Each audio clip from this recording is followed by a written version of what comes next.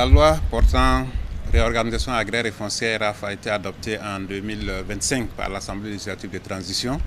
Et cette loi a prévu des textes d'application, notamment des décrets sur les structures de gestion du foncier, les outils de gestion et également un décret sur la réglementation du droit de préemption de l'État et également la réglementation des cessions involontaires pour cause d'utilité publique. Il faut dire que ces décrets sont des textes importants qui vont opérationnaliser le nouveau texte qui est la réorganisation agraire et foncière. Ces décrets ont permis de relever un certain nombre d'innovations qui vont permettre d'améliorer la gestion du foncier dans notre pays. Il faut dire que la RAF est partie du principe que la terre appartient désormais à l'État.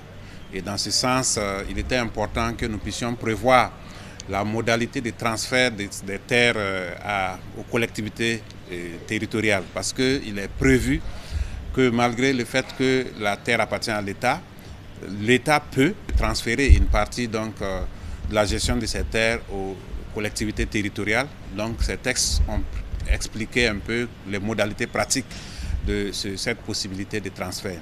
Il faut dire également en termes d'innovation importante, c'est l'extension de la durée de mise en valeur des terres à usage d'habitation. Jusque-là, les terres à usage d'habitation, on avait un délai de 5 ans pour la mise en valeur, mais avec ce nouveau texte, on a étendu le délai à 8 ans pour tenir compte d'un certain nombre de points importants, notamment le fait que les citoyens sont souvent amenés donc à s'endetter pour acheter des terrains, également s'endetter pour construire.